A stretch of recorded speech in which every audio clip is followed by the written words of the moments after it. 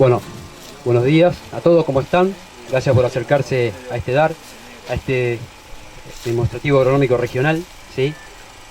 Estamos muy contentos, la verdad que está muy lindo, así que bueno, otra vez gracias. Me presento, mi nombre es Lucas Escocina, formo parte del equipo técnico KWS, acompañado acá el señor Fernando Clemente, agrónomo, especialista en lo que es forraje conservado, ¿cierto? Y bueno, así que bueno, ahora le voy a pasar a él y escuchemos un poquito, que nos va a dar ciertos conceptos muy importantes para lograr un silaje de calidad. Les cuento un poquito lo que hago, ¿sí? Móvil Estusilera es un servicio de análisis a productores de silaje de maíz, ¿sí? Ya más de 2 años girando por las distintas regiones productivas de Argentina, muy contentos, logramos un muy buen intercambio, ¿sí? Y bueno, este servicio de análisis tiene distintos elementos, como ser Arinir, ¿sí?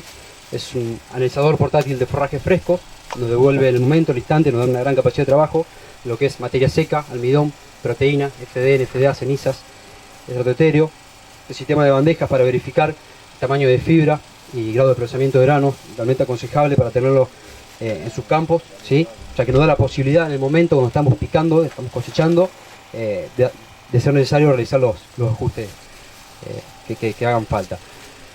Una cámara termográfica para detectar focos de calor, ¿sí? Distintos, ya sea un puente, un búnker. Y cuando tenemos tiempo y agenda hacemos un picado anticipado para ir planificando justamente lo que es el llamado de la máquina. En este tiempo nos hemos encontrado con diversas situaciones, algunas muy buenas, algunas no tantas, y hay algo que por ahí se repite bastante, ¿no? Hay algo, estamos notando por ahí que es, no sé si es por falta de planificación o porque estamos muy apurados, pero estamos entrando a picar muy temprano, bastante normal encontrar silos con 26, 27, 28% de materia seca, ¿sí? Con todos los problemas que nos atrae, ya sea de fermentación, conservación y un producto de no muy buena calidad, que va a incidir justamente en lo que es la digestibilidad y en su concentración energética. Pero bueno, ahí ya los paso un poquito con Fernando, escuchémoslo, que bueno, nos va a dar conceptos y tratemos de incorporarlo y utilizarlo, ¿sí, Fer? Bueno, buen día. No tenemos mucho tiempo, pero igual si van surgiendo preguntas, levanten la mano y las vamos respondiendo. Primero, para poner un poquito en contexto, hay una tendencia mundial, bien, de aumentar el porcentaje de forraje, bien, dentro de las dietas de nuestros rodeos. Este es un ejemplo de un trabajo hecho en vacas lecheras y por lo tanto tenemos que buscar. El objetivo en un silo de maíz es buscar mayor concentración de almidón, bien, y al tener mucha cantidad de fibra, lo que nosotros necesitamos que esa fibra sea altamente digestible, bien. Entonces, ¿cuáles serían los objetivos? Buscar energía y fibra digestible. Y la energía está en el almidón. El proceso de un forraje conservado no empieza en el momento que llega el contratista, en este caso el picado, a nuestro campo, sino que empieza sobre qué lote voy a sembrar, qué híbrido voy a sembrar, cuánta cantidad voy a consumir a lo largo del año, bien, para planificar cuántas hectáreas necesito según rendimientos históricos. O sea, empieza con una planificación, dónde voy a hacer el silo, dimensionar ese silo aéreo. Luego sigue una etapa de agricultura, que es todo lo que ustedes están viendo, que es cómo sembrarlo, el manejo de los híbridos, que eso ustedes lo van viendo. Y nosotros vamos a abarcar el momento de cosecha, bien, hacia la extracción y el suministro.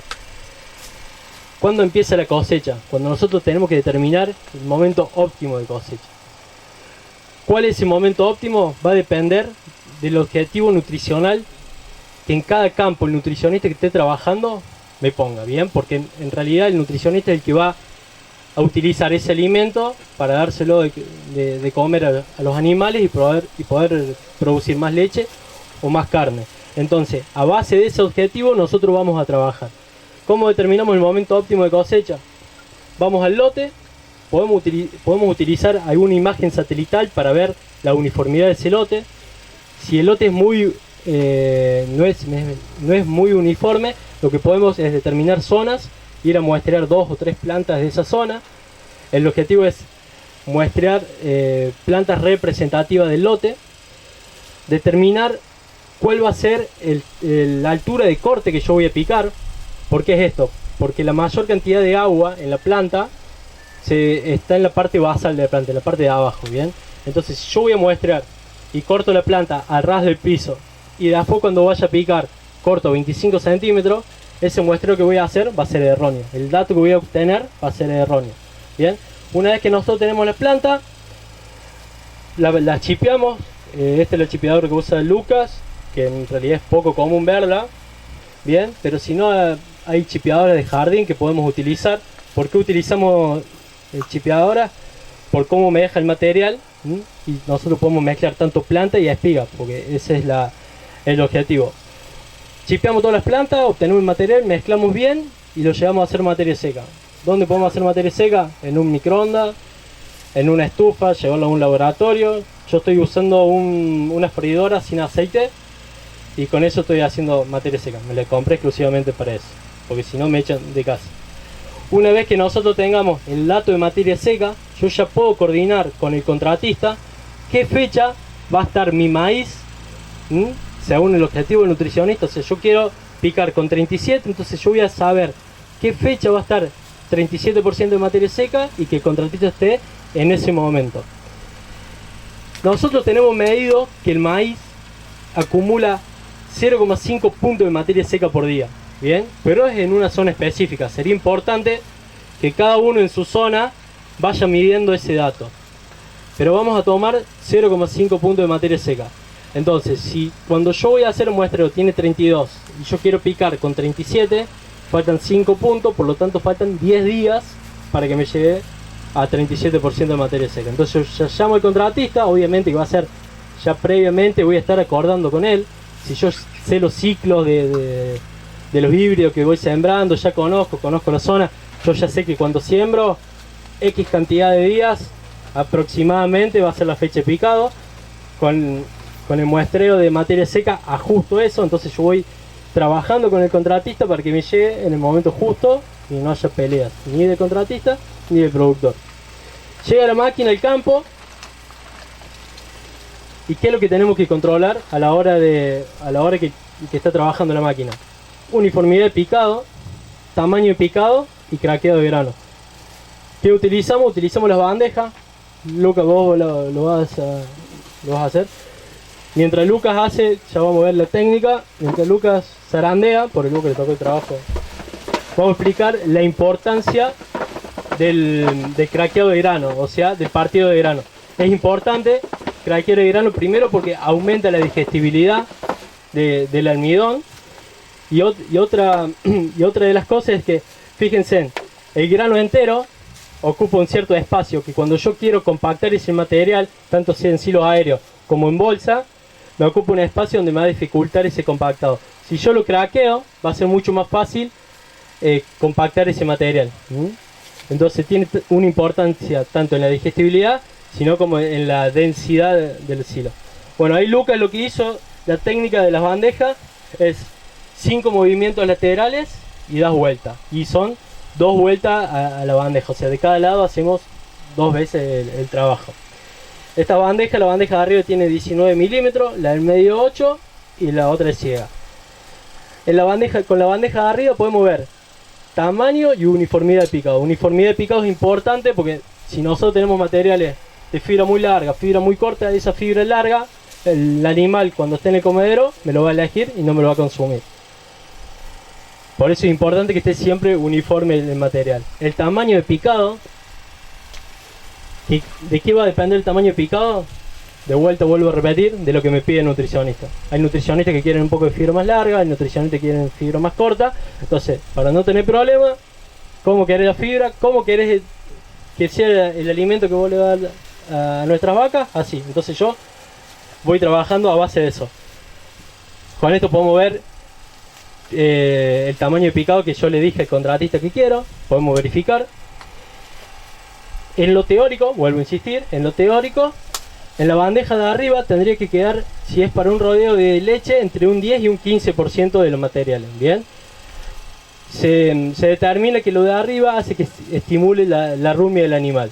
Pero bueno, si el nutricionista me pide fibra un poco más corta, seguramente me va a quedar un poco menos arriba. Y en las bandejas, tanto las otras 2 bandejas, tendría que quedar el resto del material dividido en 2. O sea, si me queda 10, tendría que quedar 45 y 45%. En lo que es rodeo de carne, acá arriba, teóricamente, tendría que dar entre un 5 y un 10%. ¿Ah?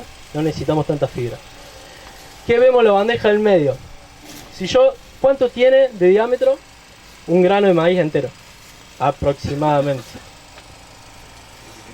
¿Cuánto? 9, 10. Algunos 11. Ronden en 10. La bandeja del medio tiene 8 milímetros de diámetro. O sea que si el grano está entero, no pasa. Entonces, si yo encuentro grano en la bandeja del medio, significa que ese grano está entero. ¿Puedo tener algún grano partido? Sí, por volumen de material que no llegó a pasar. Pero en realidad tendría que estar todo el grano en la bandeja de abajo. Entonces esa es una forma de controlar el craqueo de grano. Otra de las formas es con jarra fernetera, que algunos lo usa para tomar fernet, no, para esto tiene silo, fíjense. Recolectamos 1 litro de material, separamos de ese litro de material, lo ponemos en una mesa, separamos todos los granos y no tendría que haber más de 4 granos enteros en 1 litro de material. Si hay más de 4 granos significa que tenemos que ajustar el craqueo. Pero acá está la trampa. ¿Qué es lo que toma? Son de la Universidad de Estados Unidos y ellos consideran que el grano está partido cuando el grano está quebrado en 4. Nosotros en la práctica nos cuesta a veces tener grano en 4. Entonces, para no ser tan exigente, mínimamente tiene que estar partido en 2. Bien, entonces no tendría que haber más de, vamos a tomar 2 o 3 granos enteros en 1 litro de material. Si el grano está entero y tocado, no es partido. Tiene que estar partido por lo menos en 2. Ya bajamos un poco la exigencia, pero si el grano está tocado, no, el grano está tocado, no. Tiene que estar partido. Bien. Otra de las cosas que me olvidé de decir en la charla, que podemos controlar en el momento de la cosecha, si vamos a hacer un silo bolsa, es medir el estiramiento de las bolsas. Bien. Todas las bolsas, ustedes saben, tienen una regla. Algunas de 20, algunas de 30 y algunas de 40. Primero, ¿dónde tendría que estar ubicada esta regla para que la medición sea una medición eficiente? Bien en el medio de la bolsa. Es muy difícil ponerla en el medio de la bolsa porque cuando nosotros abrimos las bolsas, la fábrica tiene marcada el medio de la bolsa. Y cuando nosotros colocamos, hacemos todo bien, el logo nos queda abajo, nos queda arriba. Es difícil. Pero bueno, esto sería lo ideal. Otra de las cosas, si no tenemos el logo bien en el medio, lo que podemos hacer es ir a los pliegues que todavía no están estirados. Con una regla, marcamos 30 centímetros, hacemos una línea de 30 centímetros, después vamos y medimos. ¿Vieron ustedes que la regla de 20 se tiene que estirar? Te dice hasta máximo 22. La regla de 30, 33, la regla de 40, 44. En realidad, la bolsa no se tendría que estirar más de un 10% acá. Porque cuando se estira un 10% acá, arriba se está estirando un 30%. O sea, se estira 3 veces más arriba. Y hasta un 10% acá, las propiedades del plástico se mantienen constantes. Si ya más de un 10%, perdemos las propiedades del plástico. Entonces, no importa el tamaño de la regla, sino que tenga un 10% de estiramiento. ¿Qué pasa? A veces la regla de 20 dice, no, pero yo la dejé en 21, te dice el contratista. Sí, pero en 21 todavía me falta un 50% más de estirarla. Sí, pero a la de 40 la estiro 43. Sí, pero no es lo mismo. La de 43 le falta un 25. O sea, yo todavía puedo a la de 21 estirarla un 50% más. ¿Se entiende? Y ese estiramiento no es caprichoso. Son los kilos que nosotros le estamos metiendo por metro de bolsa. ¿Bien? Y eso me va a dar densidad en la bolsa. Y también el contratista me corre el metro de bolsa. Perdón si hay algún contratista. Yo trabajo con ellos, ¿no? Pero bueno. Una vez que el material está en la bolsa o está en el silo, ya terminado, la bolsa ya cerrada, el silo ya pisado, bien tapado, empiezan los procesos para llevar a una estabilización de ese material. La primera etapa es la fase aeróbica, que es todo el oxígeno remanente, es consumido por levaduras y hongos que consumen la materia orgánica, ácidos azúcares, lo transforman en dióxido de carbono, agua en forma de vapor y calor. Esta agua en forma de vapor justamente se evapora, cuando choca con la masa ensilada se condensa y queda formada en agua. Y lo que me hace, que esto es algo para tener en cuenta, me disminuye la materia seca. Entonces, si yo mido en planta o del picado y tiene 35, digo, oh, me va a salir un silo de 35% de materia seca. No. Cuando yo voy el silo esté estabilizado, yo saco material, saco una muestra y la llevo al laboratorio, seguramente va a tener 33% de materia seca. ¿Bien? ¿Se entiende? Entonces es importante saber, si yo quiero un silo de 35, tengo que estar picando con 37. Quiero un silo de 36, con 38. Eso lo tenemos que tener en cuenta porque nos comemos las curvas. Nos comemos porque nos hemos comido, nosotros también. Una vez que todo ese oxígeno no está más en la masa acumulada, esto es una etapa de pérdida. Entonces por eso tenemos que tratar de dejar la menor cantidad de oxígeno posible en la masa, porque esta etapa sea lo más corta posible, porque estamos perdiendo materia orgánica. Empieza la fase anaeróbica.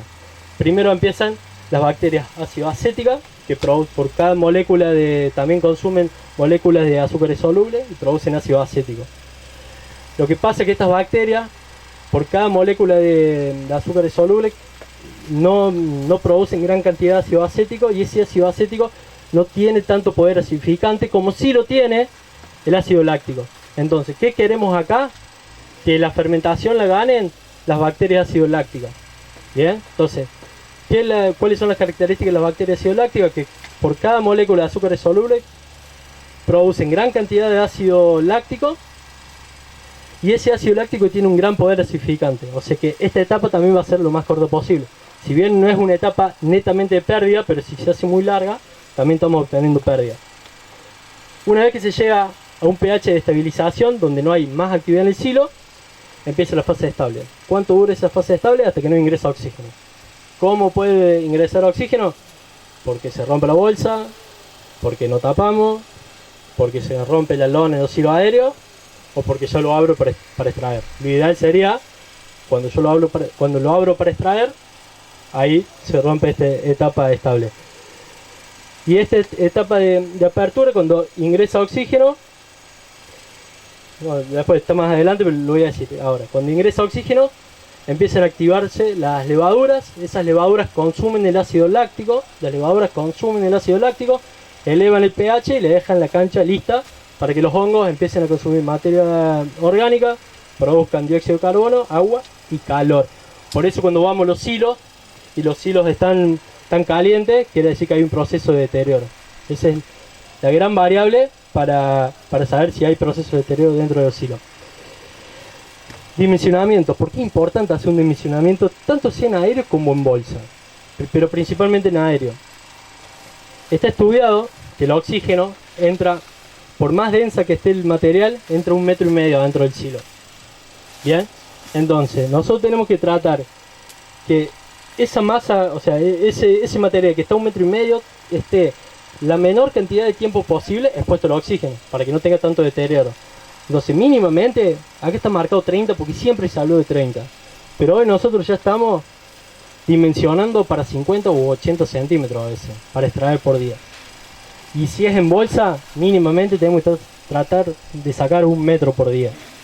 Bien, entonces, si nosotros sacamos 1 metro o 50 centímetros en los silos aéreos, siempre le estamos llevando el material al animal, material fresco, ¿bien? Y de buena calidad.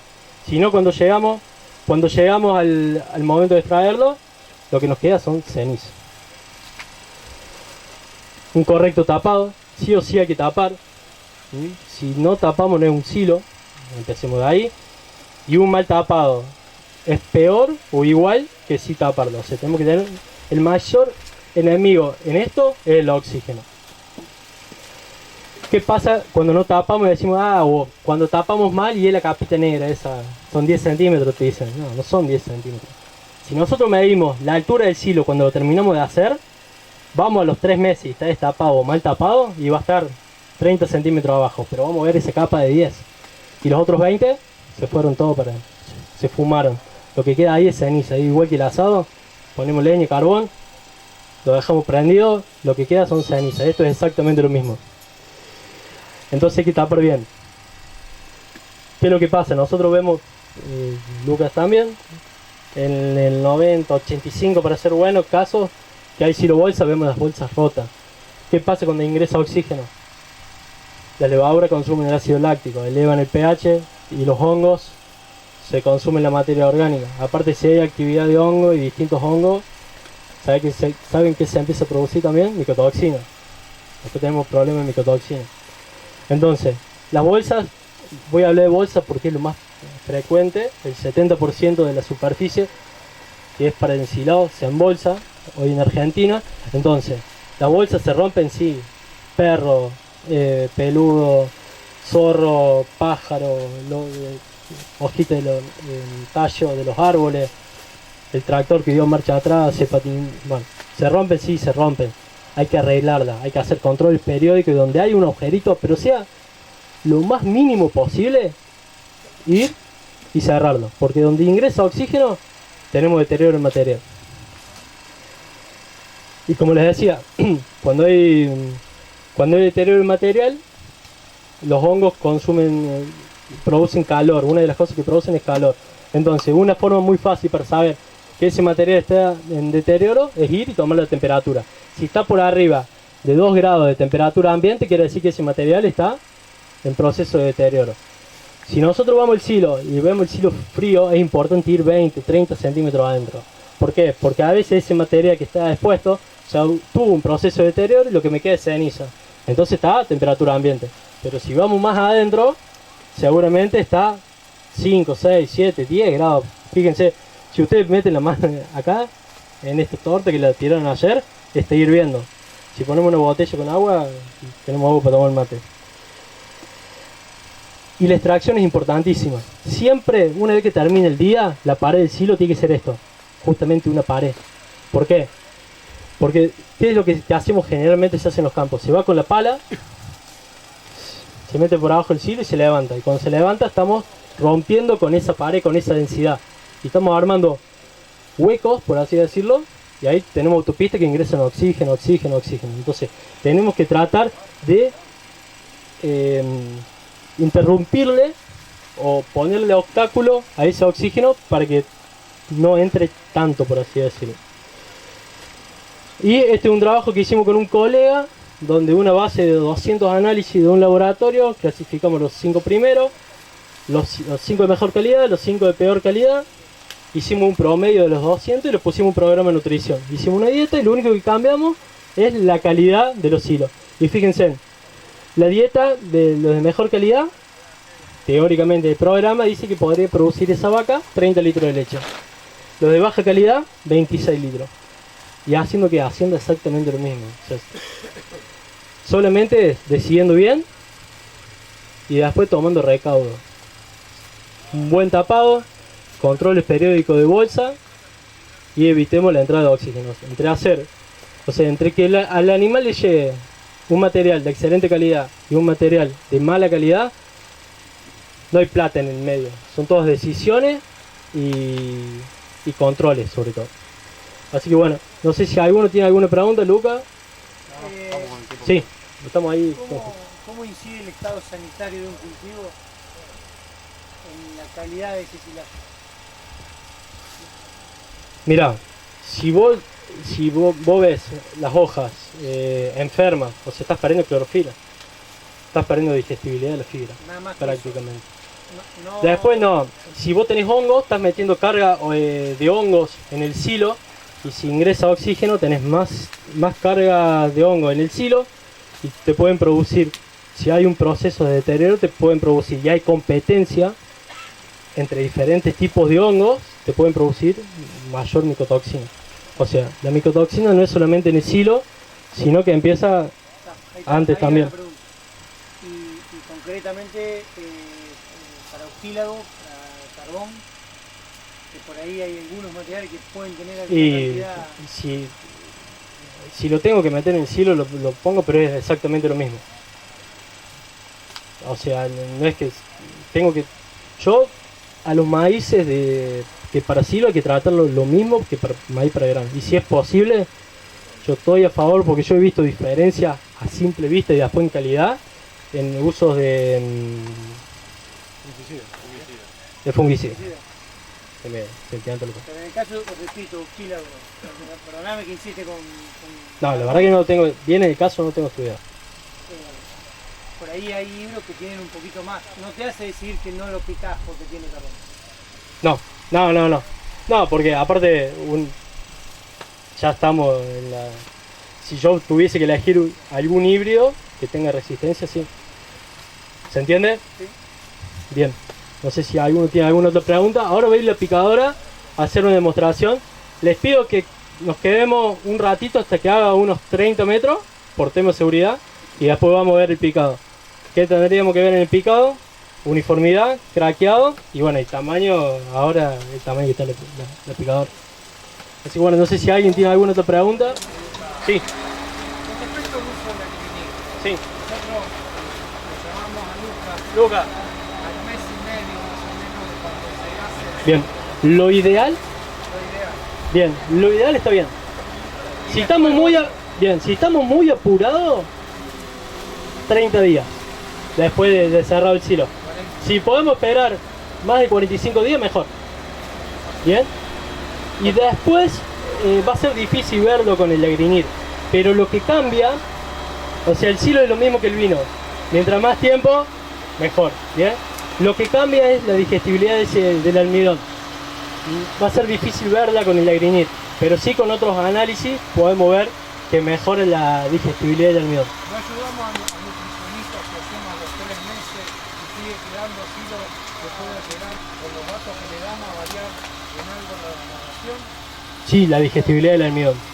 No tanto el porcentaje, pero sí la digestibilidad. Es bueno ¿Ah? es bueno. Sí, es bueno analizarlo. Como servicio, Sí, lo que pasa es que el lagrinir no me mide digestibilidad del almidón. Me mide la cantidad del almidón. Pero sí. directamente. Sí. Mientras más análisis tengamos, mejor. Aparte porque varía mucho. Dentro del lote varía un montón. La calidad, la materia seca, va variando. Entonces mientras vos más análisis tenés, mejor.